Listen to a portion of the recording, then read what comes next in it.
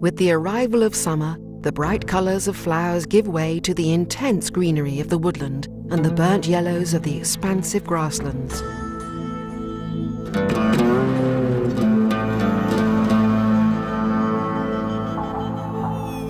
The woodland consists primarily of oak trees, associated in the most arid areas with ash and juniper.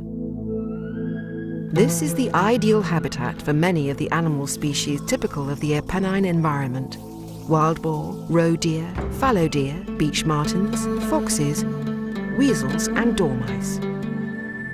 However, the peculiarity of the nature reserve is the presence of numerous birds of prey, such as the buzzard and the rare peregrine falcon. The southern cliff face is the nesting area for these raptors, which specialize in high-speed hunting and dive directly onto their prey in flight.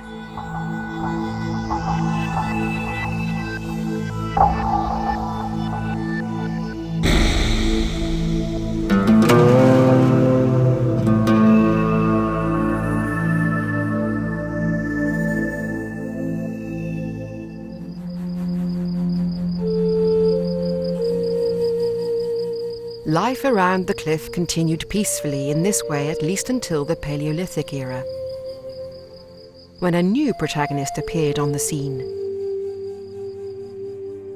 man. The archaeological finds in the area allow us to date the first human settlements to the Bronze Age.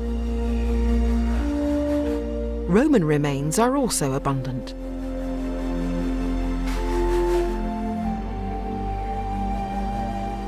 Over the long term, man has not brought about any radical change.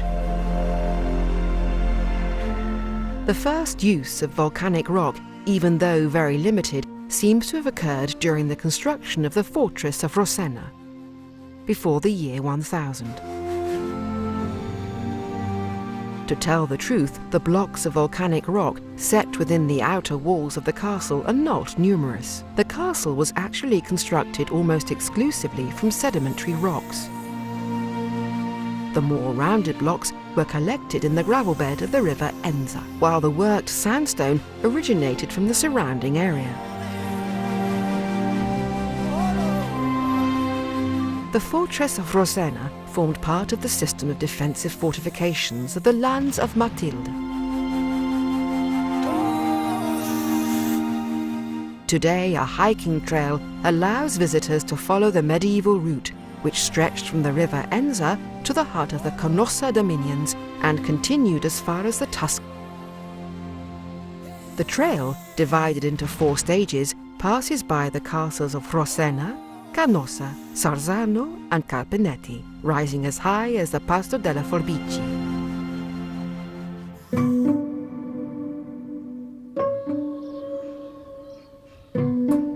In the 20th century, advances in technological knowledge meant the cliff could now be considered as a natural resource in the territory. Quarries were therefore dug under the lava face to exploit the abundance and purity of the limestone rock in the area so as to supply fuel for lime kilns. The first official reports of limestone extraction activities date from 1922. The lava rock, which is much harder and difficult to work, was instead extracted to be broken into small fragments to be used for railway track beds. The quarry was served by various installations, including a cableway around 1 kilometre in length that transported the already fragmented rock down to the valley to the loading hoppers located along the road on the valley floor, a few hundred metres from the village Ciano d'Enza. It was a system in continuous motion, with 1 carrying cable and 1 towing cable, simple but effective. The extraction techniques were also based on the use of controlled explosions. The workers employed at the quarry until its business was wound up in 1961 numbered around 20, quite a number for the local economy. Now nature is taking over again. But it is still possible to see the remains of the structures used for the quarrying work, such as the old stone house once occupied by the caretakers. Today, airplanes fly over the area. Man now has a new viewpoint of nature. He has travelled to the moon. And from there, the Earth could be seen in all its fragility and was recognized for what it is, the only home we have.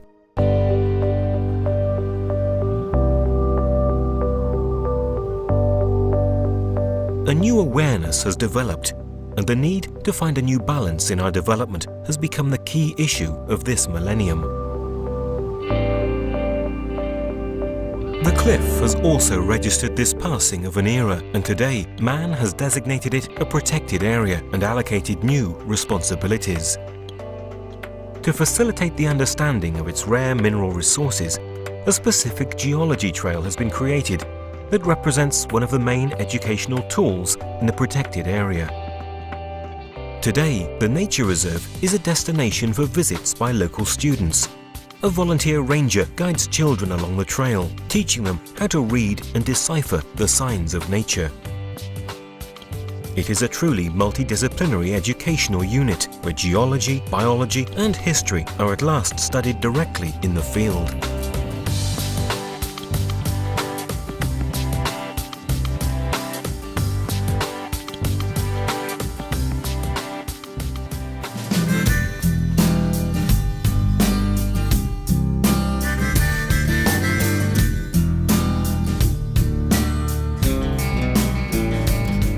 One year has passed. An insignificant time period for the cliff, but not for the life going on around it. In contrast to its neighbours, the cliff doesn't need to make preparations for winter. Its lifetime is marked by events taking place on a different scale. A time frame consisting of millions of years. The processes that led to its formation and its breakdown are still underway, directly linked to the forces at work beneath our planet. We cannot possibly know if the cliff's journey will end here. What we do know is that the cliff records everything that happens and carries with it the marks left behind by every new event.